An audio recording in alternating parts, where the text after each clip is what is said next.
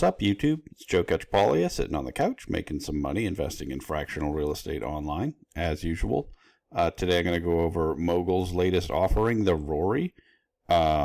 This is a 9-bedroom, 7-bathroom pad split in Atlanta, Georgia. It has 6 en-suites. It's listed as only being 1,600 and change as far as square feet goes, but it appears that the partially below grade square footage isn't included. I'm going to show you where they talk about that. I've actually liked how they described it this time. They mentioned in this email that the Glover sold out already. They have had property selling out quickly. This one only has 30,000 remaining. Sorry, I didn't jump on it sooner. Year one yield 8.1% is their prediction. 12 and 12 for their average yield and annual IRR. Pretty much in line with what we've seen from them for their pad splits recently. And yeah, they had a total of 188,000 in this offering. Only $30,000 left. They did show, this is like a split level, and so that's when we look at the floor plans. That's basically what we're seeing here. These are the three bedrooms that are upstairs. They've got the main level, and then these are the 3 that are downstairs. So they don't physically line up with how you would think when you look at that picture, right? Because these, I think, are on the left side.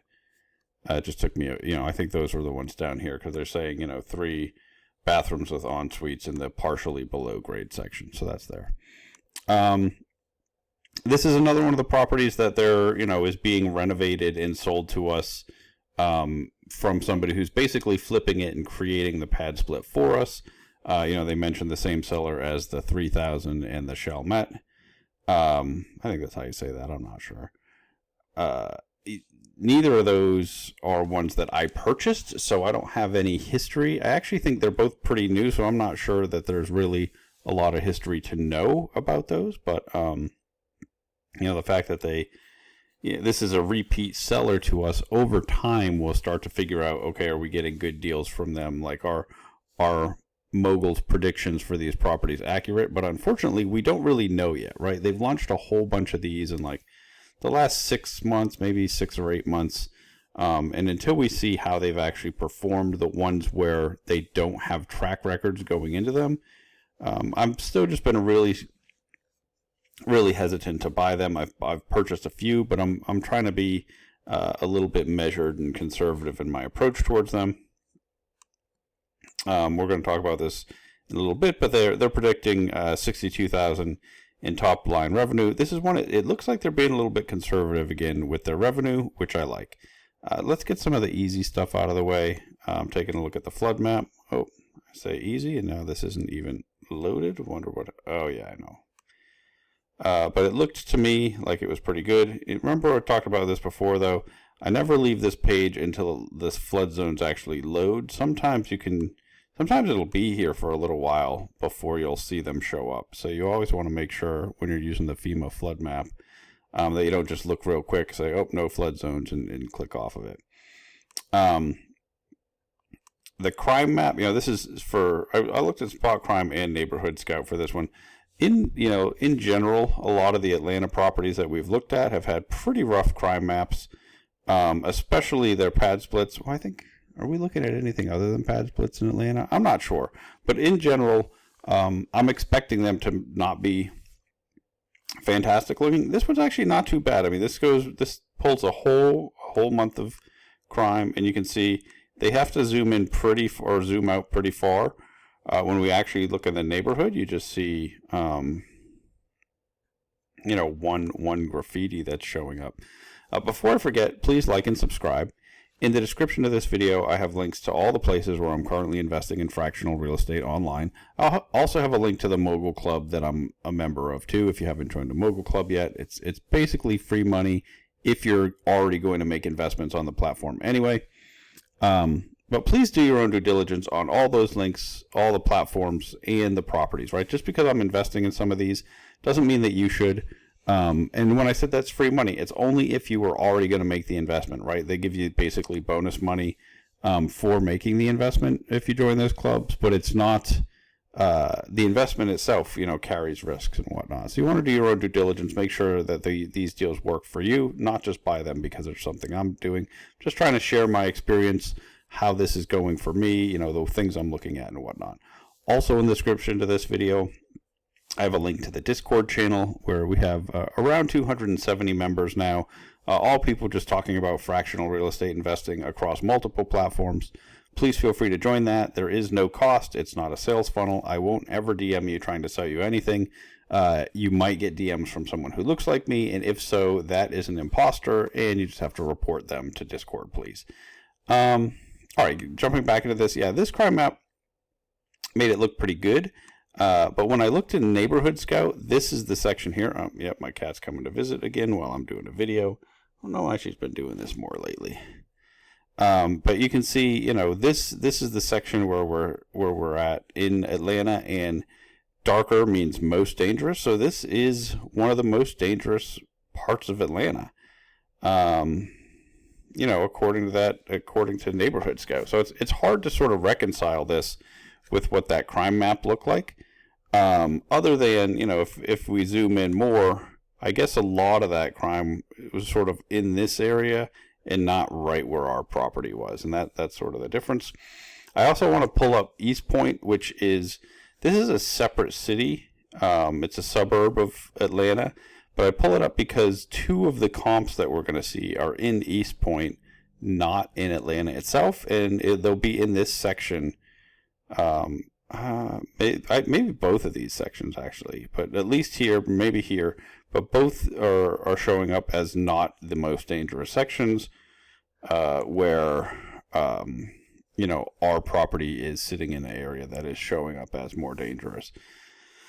It's good to know because it'll reflect a little bit on, is this really a good comp or not? And so let's jump right into that. Right, we're buying this for $375,000. It was previously sold for $225,700. Right, that's the most recent sale. Let's scroll down and look and be sure. Did I miss it? Yeah, there we go. Most recent sale, just a month ago, less than a month ago, $225,700. We're paying $375,000, so $150,000 over this amount. But as they're describing, this is one that they're going to do so let's see. When you see this listing, it was 4 bedrooms, 2 baths. So basically, the whole downstairs, the three, they're adding 3 bedrooms downstairs and creating those en suites. And then, those bathrooms, and then it appears that they'll be adding 1 more bathroom, right? Or I said 2 baths. So they're adding a total of 4. So the 3 downstairs, and then 1 more in one of the other levels. They don't really say the level of renovation this is going to be. I liked that last listing where they really described what they're doing. Here, we're not seeing that as much, right? We're seeing, okay, this is what it's going to be. Top performer, delivered fully renovated and furnished, but not really describing, what's included in that renovation, to sort of make up the difference in value between, $225,000 and $375,000. So $150,000. Now, obviously, the flipper has to make some profit, right? They're in the business to make some money, but also, where's that money being spent? It really helps us understand, is there some actual value being created that we're capturing when we purchase it? When I looked up the Redfin and Realtor, I couldn't get an estimate out of it, and a lot of times it won't do it when it has a current listing that's being closed, or a recent listing that's being sold. But I did pull up their comps, and so this is the first of their comps, and I just want to point out a couple of things. So this one they're saying is 2.8 thousand square feet. When we look at it here, yeah, that's how this is listed. I'm only mentioning it because some of these are going to show up differently. This is 6 bedrooms, 3 baths. So, okay, it looks significantly larger. But again, our 1,600 square feet isn't counting this whole section. And if they're all, if this is to scale, that would lead me to believe this is about 2,400 square feet, right? You have like 1/3 more space than what we're looking at here. I mean, that's just really roughly eyeballing it. So that gets us closer to this size, and this sold for $397. And it looks like, looking at this property, that they are including some of their below grade space in the square footage where we're not. And so I think this is a relatively decent comparison. And when we look at the map, it's pretty close to us, right? So this one seems like a reasonable comp to use. And I keep opening the wrong one. And it also sold very cheaply a couple years ago. So it appears to be, sold for $240,000. This is 3 years ago, though, so it doesn't seem like it was actually a flip, but potentially one that was bought, renovated, maybe operated. I don't know if this was a pad split or not. I don't think I saw anything in the description. Yeah, multi-generational living for first-time investors. I don't know. You could spend some time really trying to understand what exactly is going on. But they do have, 2-bedroom, 1 bath in the basement. And I believe this is included in their square footage, and that's how they're getting to such a, if you look at the picture, this does not look like 2,800 square foot home. I think that they're including that there. I think this is a relatively good comp, right? So I'm not too, that doesn't seem too far off, and we're paying a little bit less than that. It's very deceptive because we say, okay, 1.7 thousand, and that's 2.8. But I think that this one is including the below grade square footage, and ours isn't. So I feel pretty good about that one. This is one that just seemed like I couldn't figure out at all how this was, why they're picking this one, right? It's 2,100 square feet. So more square footage, but on this one, it's not as clear when I was looking at pictures of it that there's any additional space other than just the main space. I looked at pictures. I don't think I read, though. I should always be reading these descriptions. We've talked about this before. I'm really trying to get these done quickly, and so there's definitely times where I'm going to miss stuff. So if you've discovered something about these properties, please share it with the rest of us, right? Jump in the comments, jump in the Discord. That's the goal here. I'm not, at a certain point, I'm not going to be able to even mention all the ones that get listed on different platforms. Luckily, at the moment, Mogul's the only one putting out somewhat interesting properties regularly, so they're the only ones that I cover, or try to cover every single one. But at some point, I'm only going to be able to jump in and talk about either the more interesting ones or ones that are sitting around longer or something like that. And so the more that we can just share info with each other when these come up, the better off we'll all be. I don't see anything about basement or below grade. Let's see.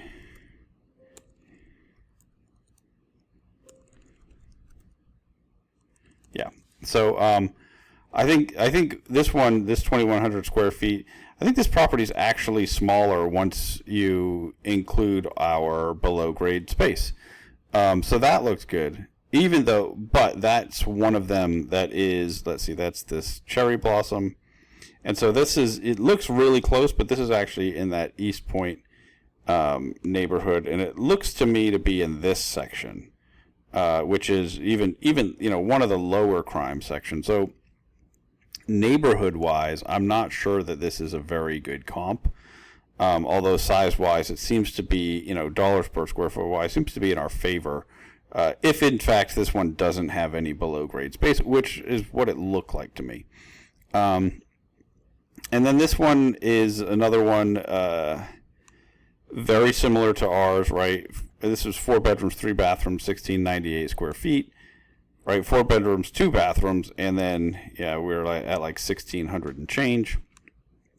So this one seems to be one of the closest comps, and then it's also one that has a paired sale, meaning like it looks like it was flipped to us.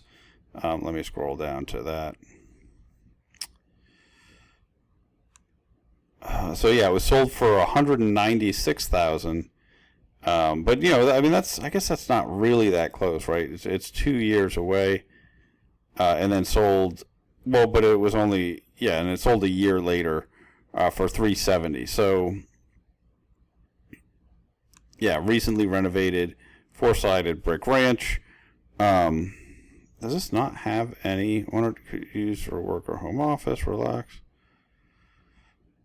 Yeah, and so this doesn't even have the extra square footage. So this one seems like, okay, physically our property is superior to this, right? But it is, the neighborhood. I mean, this is one where, I'd say, yeah, we're going way outside of our neighborhood to pick this.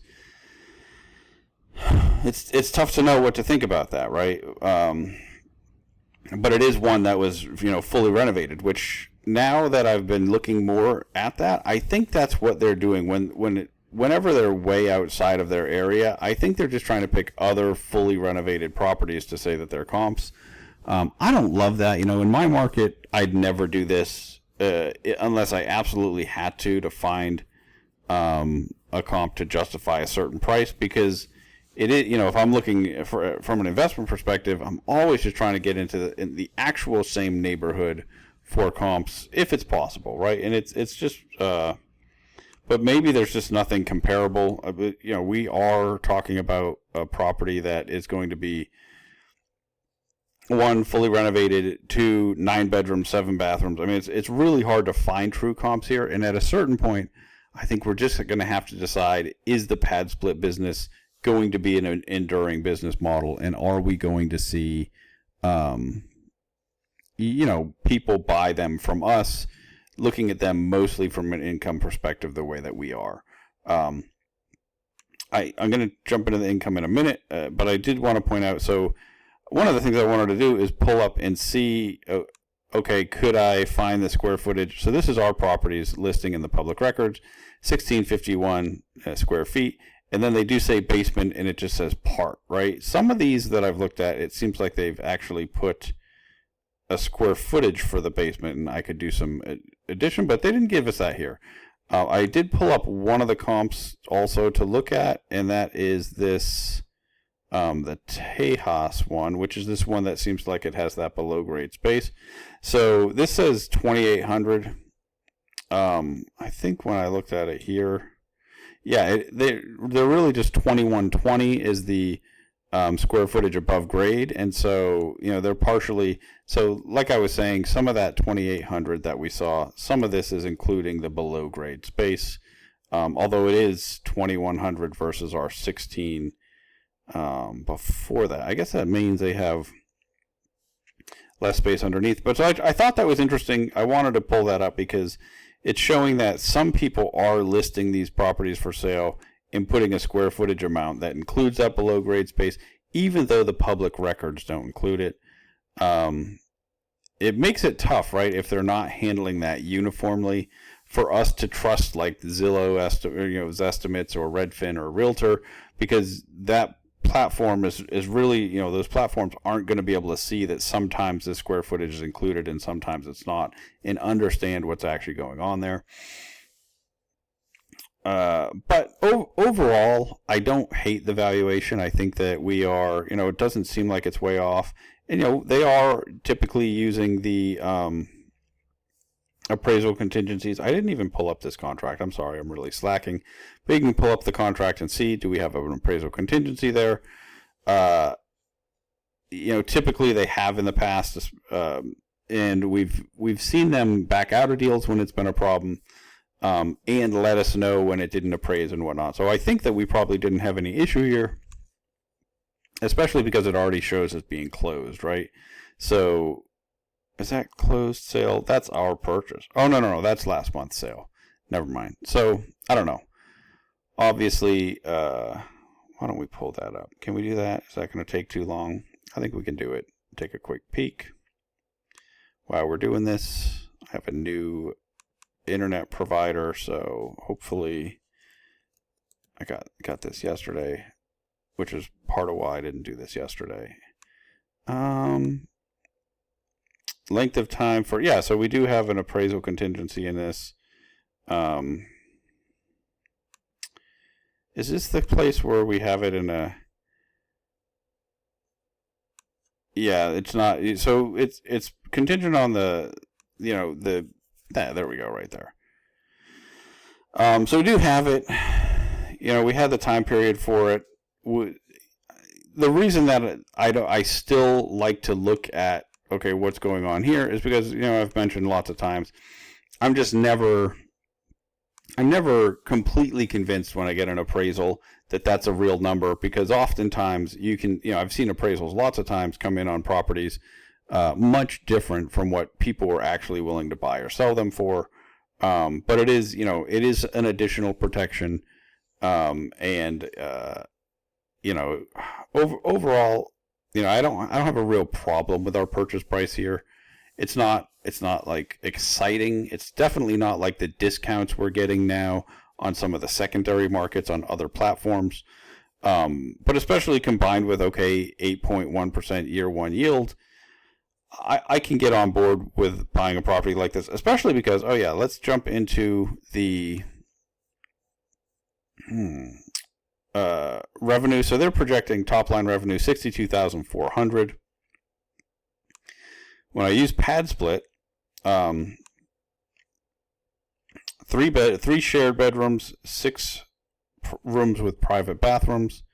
And let's just make sure that's right, because I know I've screwed this up recently in the past. 9 total bedrooms, 7 bathrooms, so 6 en suites. And they even say it here, right? 6 en suites. So, just hitting. And somebody had asked about where this is. When you go to Padsplit, you just click on the host button. You might have to create a host account, and then it's just under this explore. Oh, I should go back there. And then you hit calculate earnings. Okay, well, I just screwed that up. Let me get back. Explore, calculate earnings. And then I just put the address in here. Change this to 3 and 6, and that's 9 total, 6 en suites. Hit calculate earnings. And then I click on this view breakdown. And so the number that should correspond to their top line revenue, which they're using 62,000, is this effective gross income number minus the platform fees, right? And so if we look at those two, 77,000 and change minus 11,000 and change, that should get us to about 67,000 in top line revenue. And they're only predicting 62. So this is one of the first ones in a while we're seeing a prediction below what the calculator says. I like that. I like that we're being a little bit conservative. I wonder, one of the things, this market, Atlanta, is the one where Mogul is operating the most pad splits already. I think we're using the same manager here too. Is this going to be, it's going to be on the other listing page. This CPM manager. We have a lot of properties with them, and I've had a whole bunch of these pad splits in this market that are doing well, and so my guess is they're asking that manager to provide them projections versus just looking at the calculator. But I do like their that number appears to be conservative when compared to the third party data that we can look at. 8.1% year one. Looking pretty strong. One of the things I always like to do is shut off the refinance and see how much that hurts us. It gets us both to 11s where they were both in the 12s. That's not terrible. Overall, I like this one compared to a lot of the recent deals. There isn't very much remaining. I'm not going to buy this one just because I already have a bunch of Atlanta pad splits with them. And I also, like I started talking about in the beginning of this video, I've bought a few now where they have this plan where they're buying it from someone who's renovating it for them, and then we're going to, but doesn't have any operating history. And I just want to see how those turn out before I keep putting money into these that are like basically that same business plan. It seems like there's, they have a very good supply of these. So I'm just not in a hurry to jump into them until I see how well they're able to perform relative to the projections that they're making when they're buying properties where they're just, it's pure projections. They don't have any in-place income to look at. That's my decision on this one. I'm curious what other people are doing. Did you already buy some of this? I heard from a couple of people either in the Discord or DM me that they bought some. If you have, let me know what you were excited about with this one. If you decided against it and you saw some reason that I missed, please let me know. I mean, obviously, I'm doing these much quicker now. I'm I'm trying to keep up with lots of different platforms, and it gets to a point where I'm just not going to be able to do a good job on all these. And at some point, I'm just going to start telling you about whatever I see that I think is like interesting or different. But I think in general, it's important for us, if we're going to make investments in these, to do a full due diligence on our own, right? Like, I'm doing these videos, but I'm also, especially the ones that I decide to pull the trigger on, I'm usually spending quite a bit more time digging into additional details before I do that. And if I come up with more issues, I always share that. But anyway, that's it for me for today. Until next time, I'm just going to keep making mistakes so that you don't have to.